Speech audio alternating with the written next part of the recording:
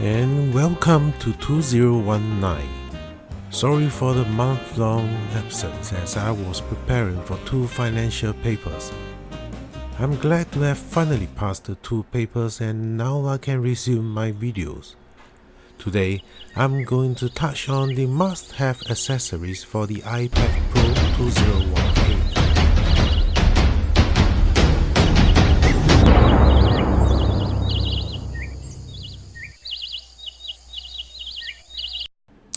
Number 5. The keyboard. Personally, I don't recommend Apple's original Smart Keyboard Folio. That is because I like my tablet to be used in the 2 traditional kickstand modes. The old Smart Keyboard could fold into keyboard mode and also kickstand mode, at the expense of being a heavier than normal Smart cover. The new one is so much lighter and thinner, but you can only have your iPad Pro standing in the keyboard position, which takes up a lot more space than usual. My personal choice would be the Logitech Keys to Go. It is extremely thin, it is water resistant, and most importantly, I can stop buying new smart keyboards whenever Apple refreshes their iPad Pros.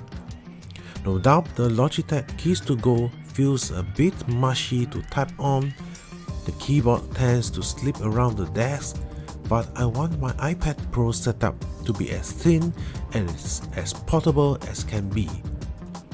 Any more bulk and weight, I might as well use my 12-inch MacBook, which currently sits at 900 grams. But that is not to say that the Smart Keyboard Folio is bad.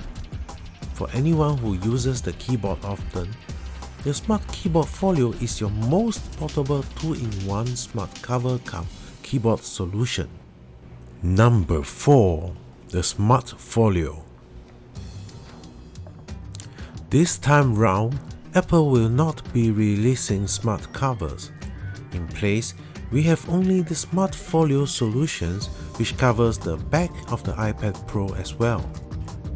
This is good news to many people who like protection on the back, but I generally prefer the touch of metal when I hold the iPad. The Smart Folio is attached to the iPad Pro by magnets aligned throughout the back of the iPad. They only come in 2 colors, black and white. My recommendation is to go for the black one, as the white tends to dirty over time and it makes the 12.9-inch look bigger than usual. At the time of purchase, all third-party covers were only plastic snap-ons and did not utilize the magnets at the back. Being plastic snap-on solutions, they could not support charging of the Apple Pencil at the side. Right now, I do see many third-party covers using the same magnetic solutions. I've provided the links below for you to check them out. Number 3. The USB C Hub. This is the first time an iOS device comes with USB-C support. This opens up your iPad Pro to a whole new world of connectivity and convenience. Since Apple has dropped the 3.5mm headphone jack from the iPad Pro, you will want to look for USB-C with the headphone jack. I would recommend your hub to have a HDMI port, a USB-C power pass-through, a 3.5mm headphone jack, a SD card reader, and a USB-A connection. Hyperdrive and Satechi have both come up with a USB-C hub designed specifically for the iPad Pro, where it attaches flush with the iPad Pro. Do note that most USB-C hubs out there were designed for MacBooks and thus do not come with headphone jacks, but they tend to be much lower in price being out in the market for so long. For me, I share the USB-C hub with my MacBook, so it will look ugly on my MacBook if it is designed so specifically for the iPad Pro. And since I own several Bluetooth earphones, I can easily make do with USB-C hubs without headphone jacks. Number 2. Screen Protector. I am usually against all forms of screen protectors on my iOS devices, especially on the iPads. Personally, I do not think they truly offer any form of protection. Secondly, I think they compromise the screen quality and do build up scratches over time. I strongly discourage the use of glass protectors on the iPad Pros as they compromise the sensitivity of your pencil on the screen. Instead, go for the Paperlike screen protectors. These give you the paper-like feedback as if you were using the real pencil on paper. This will greatly improve your drawing or note-taking experience on the iPad Pro. Secondly, you will not see your fingerprints all over the screen with these matte protectors. However, do note that matte screen protectors do affect the clarity of the screen no matter what they claim. It is both an improvement and a compromise, and it is up to you to decide the trade-off according to your usage. The Paperlike protector was not available at launch, but I have ordered it now. I will give another review on it in the near future. Number 1. The Apple Pencil.